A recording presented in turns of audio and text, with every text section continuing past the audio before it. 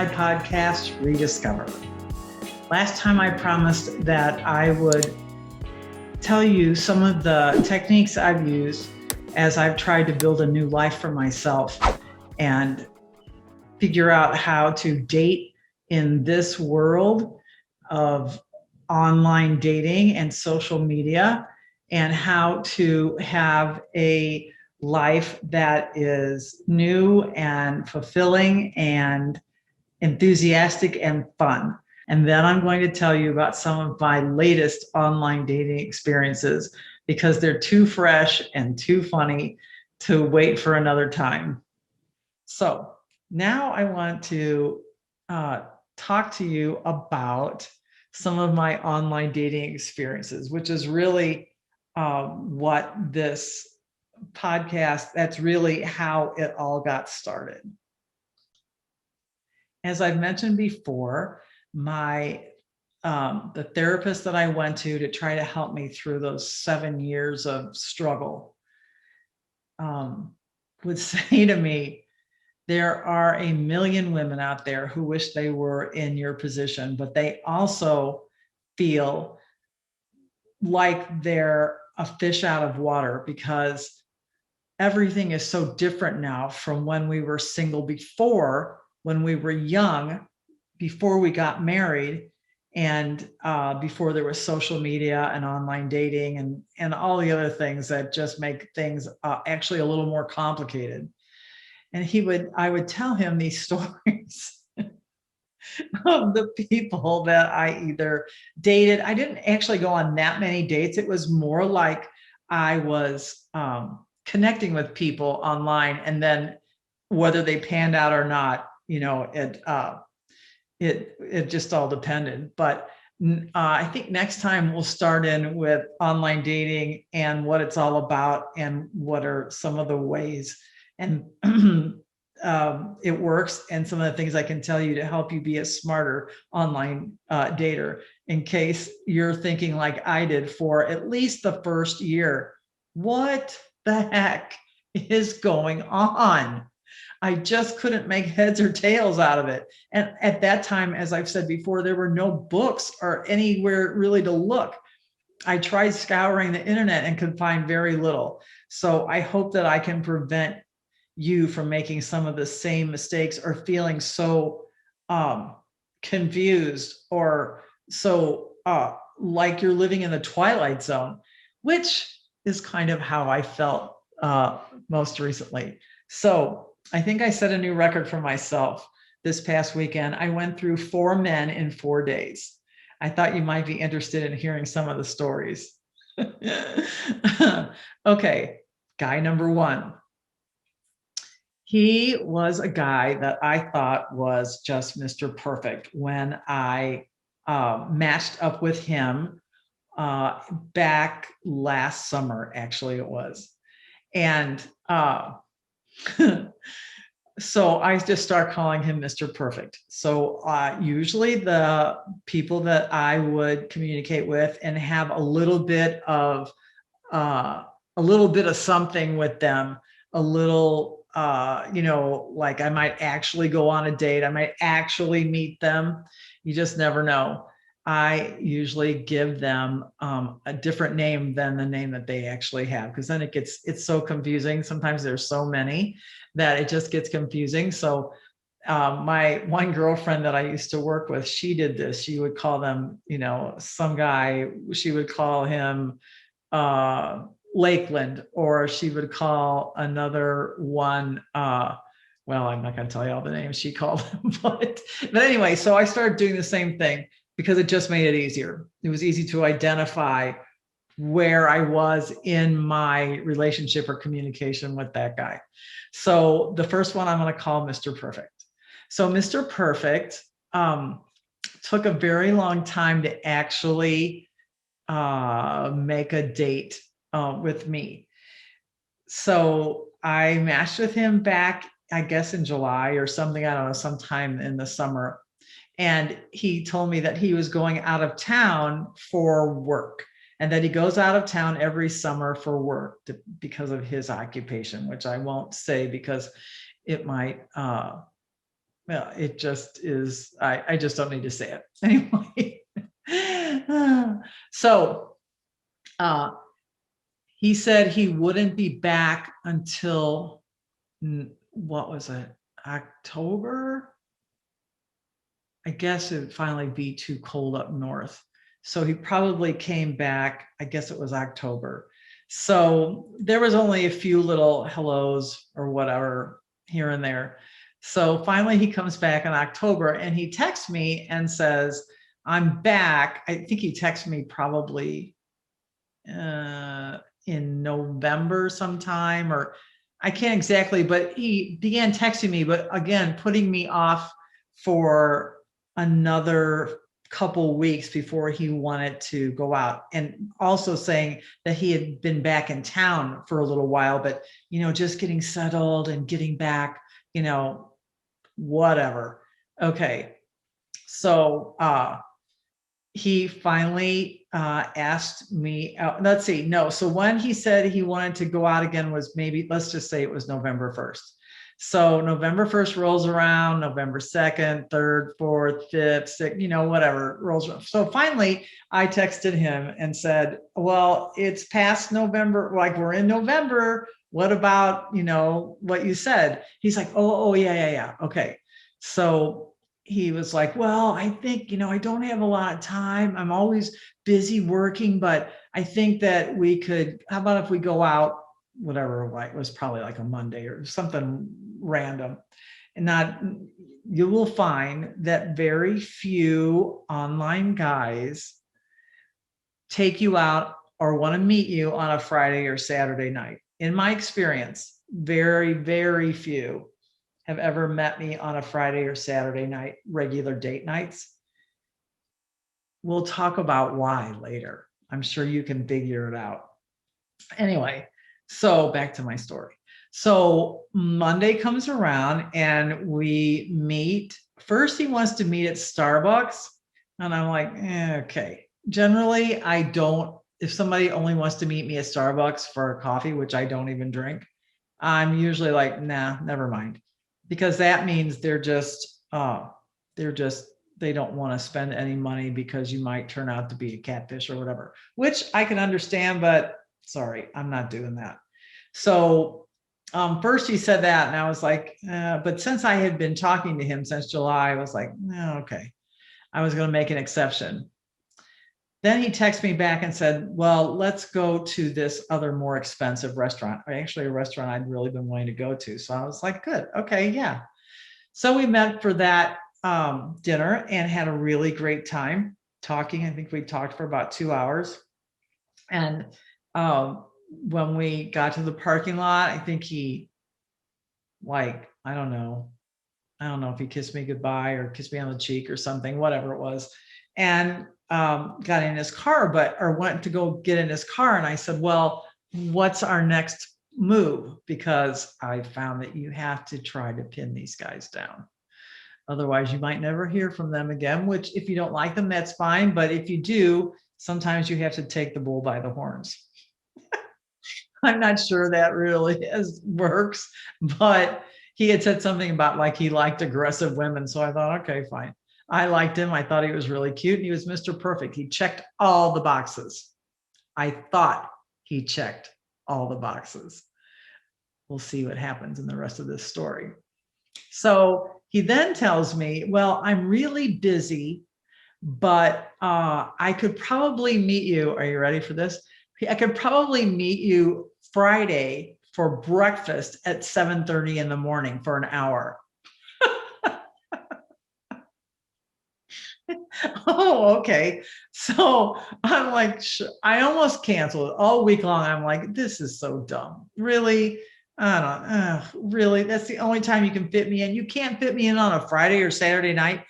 I happen to know that the job he has does not require a Friday or Saturday night engagement.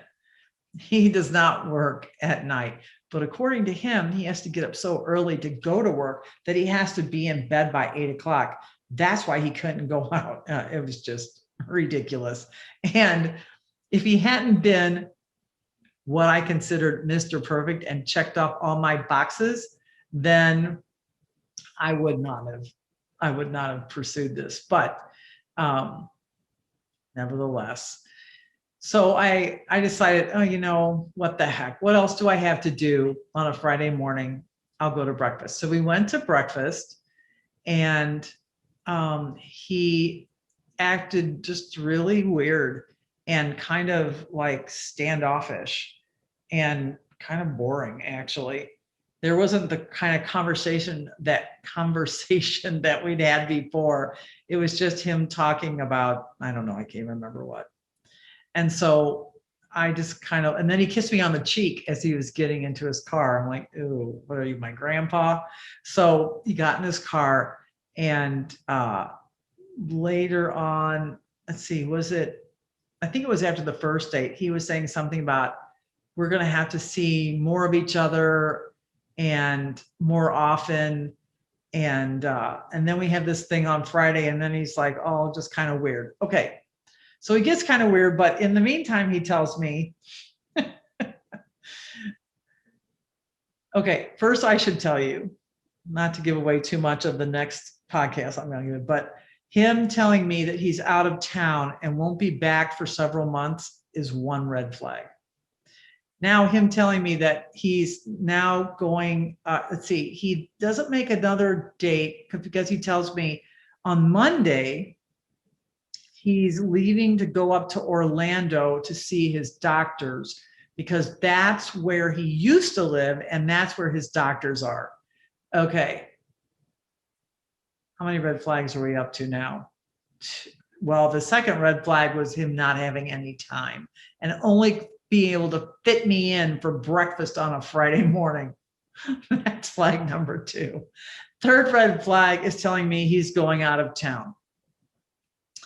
And you remember how he said he was so busy all the time and couldn't take off work, couldn't even meet at night because he's so busy and has to get up so early. But now suddenly he is leaving town and going to Orlando for, oh, no, I was wrong. The Monday, okay, sorry.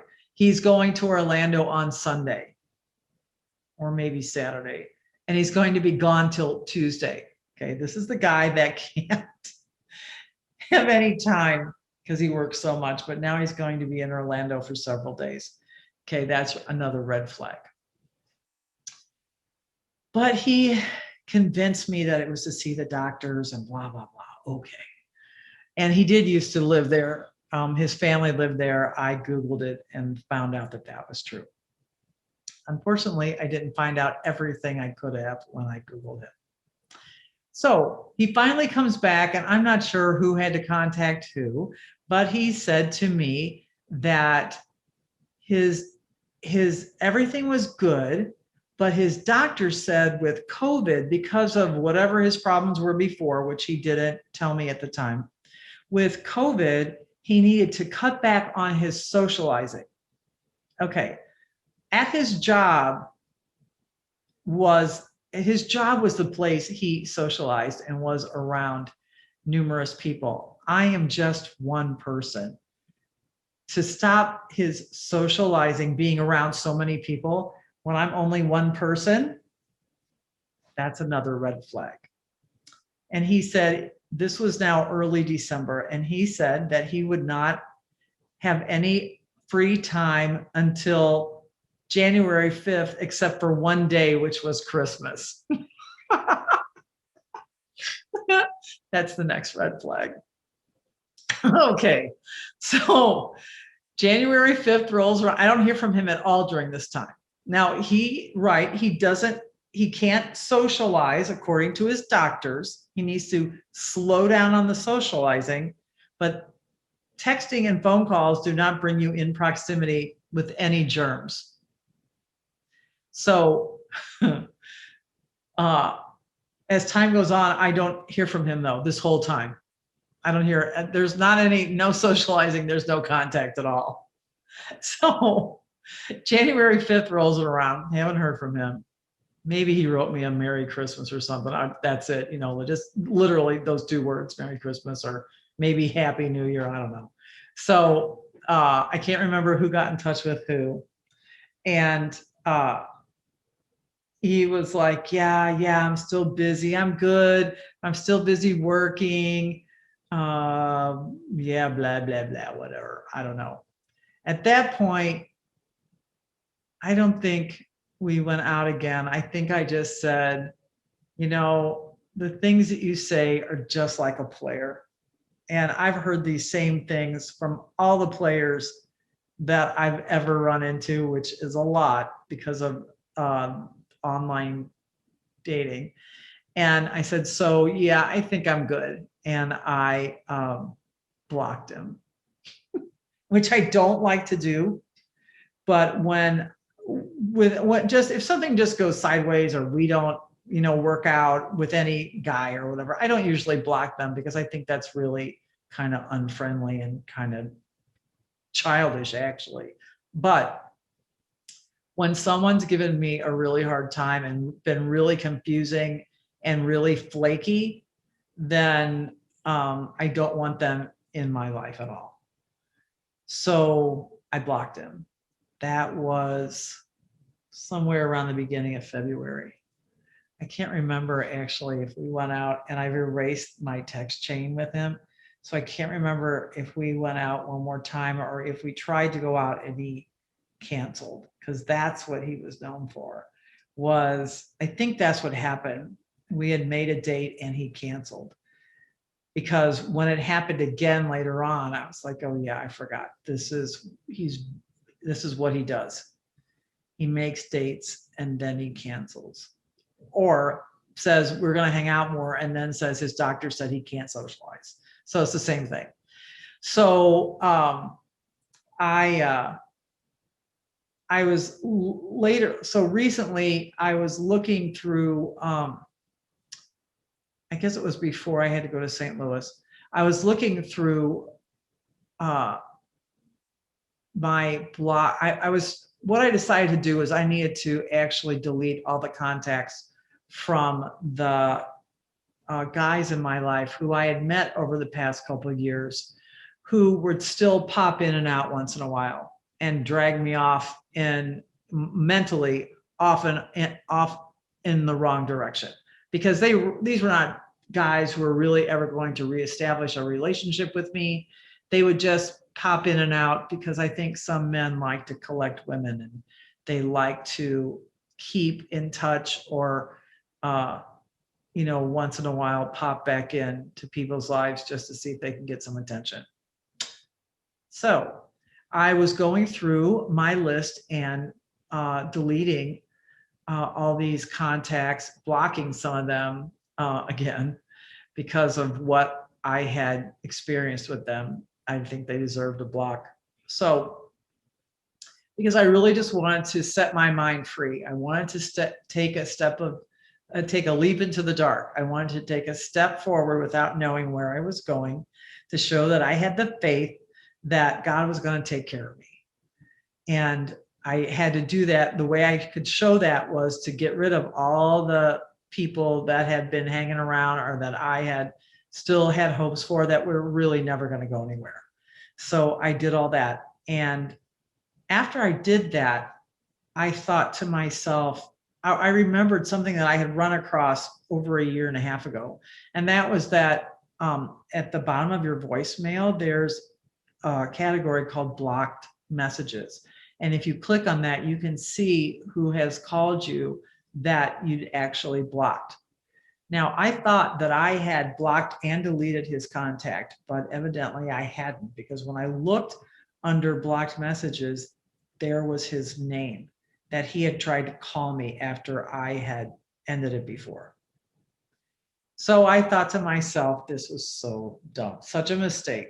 I thought, well, he called me. That shows some effort, because most guys, when you tell them, yeah, it's done, then they just you never hear from them again. Or they might call you back in a while. And I've had guys really just kind of call me back later, like months later, and just be kind of mean and kind of nasty, which is why you have to block them sometimes. But anyway, I thought that I had blocked and deleted his number, but I guess I hadn't. So I thought, okay, well, he called. That shows some effort, because like I said, most guys, once you tell them that, they're so offended, they just they just get mad and they go off and they don't try to make it better. So I thought, well, maybe he did. So I texted him and just said hi. And I wanted to tell him that I had started my podcast like I had told him I would when I first dated him back in whatever that was, November.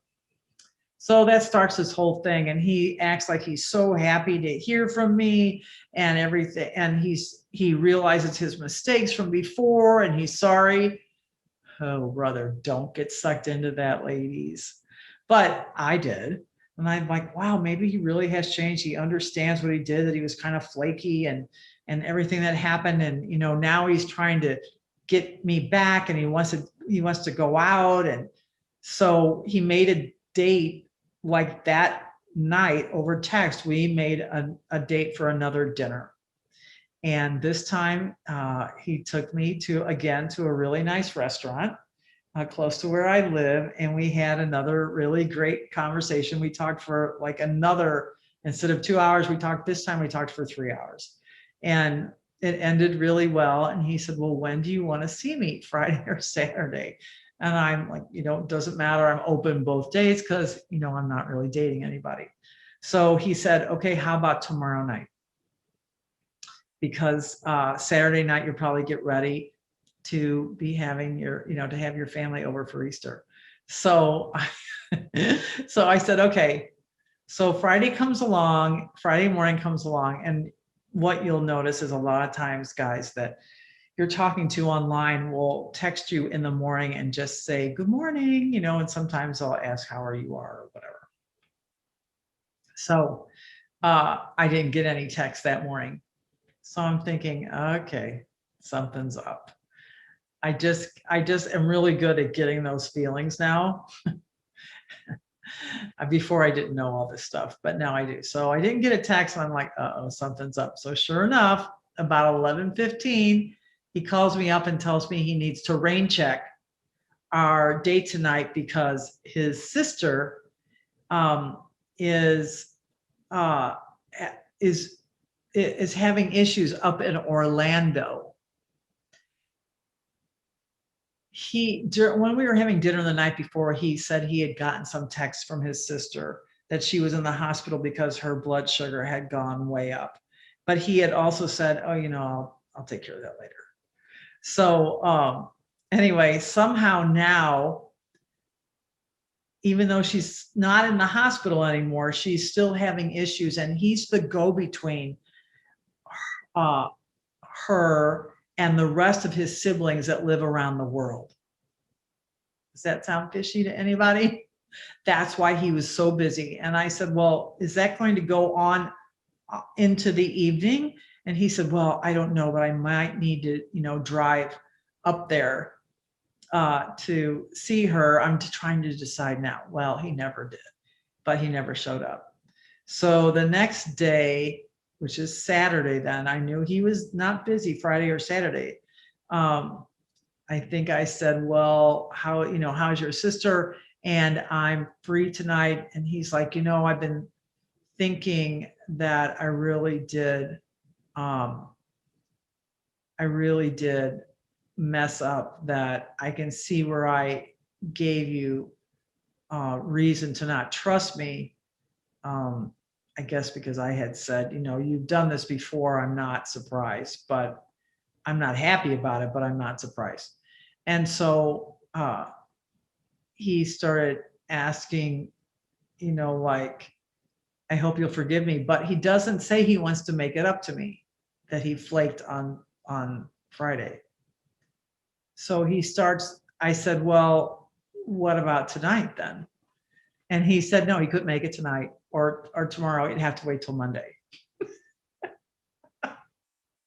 So I was like, yeah, but you're free and I'm free. And you say you want to make it up and you're sorry about what you did. So what's up? And he said, I can't make it tonight. I am trying to deal with, now my sister may have kidney issues. And that I just am, I just have a lot to process, basically, is what he was saying. I have a lot to think about. I'm just trying to deal with it. And I want to spend time. Oh, this is good. You're going to love this. I want to spend time in self-reflection so that I can be a better man. How many men do you know that spend time in self-reflection so that they can be a better man? So by this time, I'm like, this is crazy time. So I think it was on Easter night, I just said, again, too many player behaviors, and I'm just not going to do this. And I blocked him again. And he found me on WhatsApp and messaged me and said, I realize that I have given you plenty of reasons not to trust me, even if my reasons were legit. I see where you wouldn't trust me. Have a happy Easter, and whatever. That was it. So I didn't respond to that because I was just so done after all that flaky behavior. So the next day, I was talking to somebody and I was telling her what he had done, how he would make a date and then flake on it, and still not, when he had time to sort of make up for that or go on another date, he wouldn't do it either. And how he was talking about going out of town, which is a huge red flag. Every player will tell you, and every catfish will tell you that they're out of town or going out of town. But we'll cover that in another podcast. So I happened to, again, I decided I would just Google him again because my friend said, it sounds like he's married. Oh, I'm like, oh no, because he told me he had never been married, which was one of the reasons why he was Mr. Perfect. Never been married, no kids. So I Googled him again. I Googled him before and didn't find this information. When I Googled him again, I found a page, one of those like investigative pages that gave his correct age, gave his correct birth date, because he had told me his birth date, gave his correct birth date, told me that he lives in the place that he kept saying he had to go to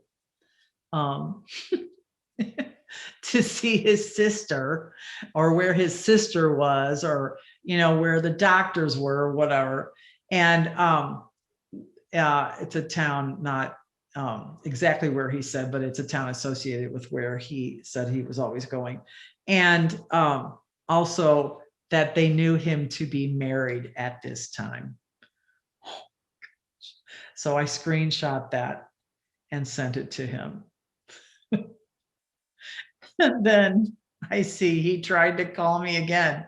So I asked him, or I had asked him before why he had tried to get in touch with me after the first time. And he said, because he wanted to defend his honor. So one of the things I had said this time, when I was like, you're too much of a player, you act too flaky, was that he didn't need to contact me to defend his honor, because it wasn't going to matter. His behavior, no matter what he wants to say, follows the same pattern that every player I've ever met, at the way they acted. So I then found out that he did try to call me after I sent him the screenshot of the of when I found it said that Mark is married at this. Did I say his name? That Mr. Perfect was married at this time. And then I clicked on some of the people that he was known.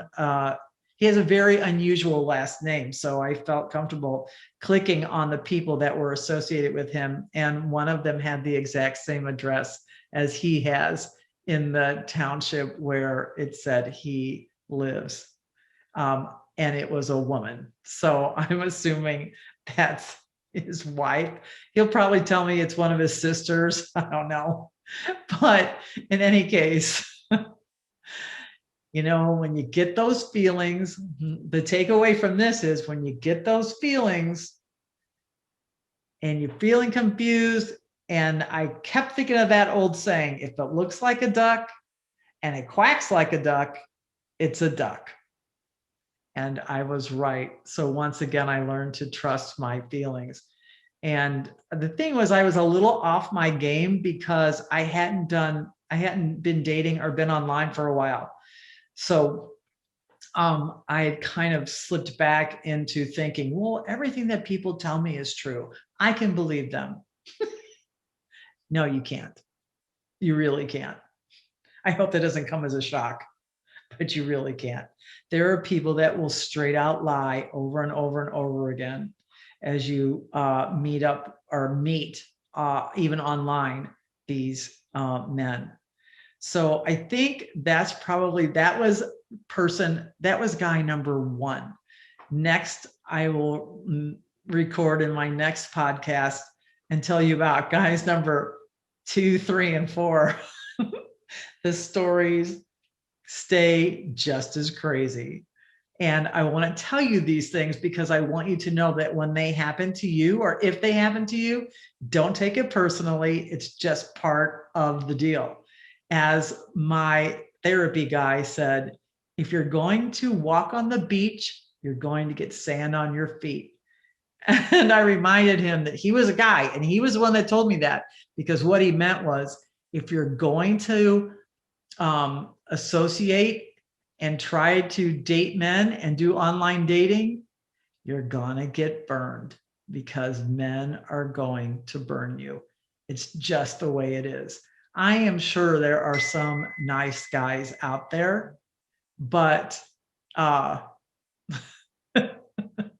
but I haven't met too many of them in my online experiences. I went back online because of this podcast. I wanted to refresh my memories, and my memory about what it's like, and boy, did I. Let me tell you, it was kind of horrendous, but now it just reminded me, oh yeah, this is perfect fodder for my podcast to help other women not take it personally, not get hung up on what happens. It's just part of the process. I'm not sure online dating is actually a good thing. I deleted my account and I'm not going back on there, because I just have met just too many guys that were just bad news. I'll just wait to see who shows up in my life. But for now, I hope you enjoyed my story.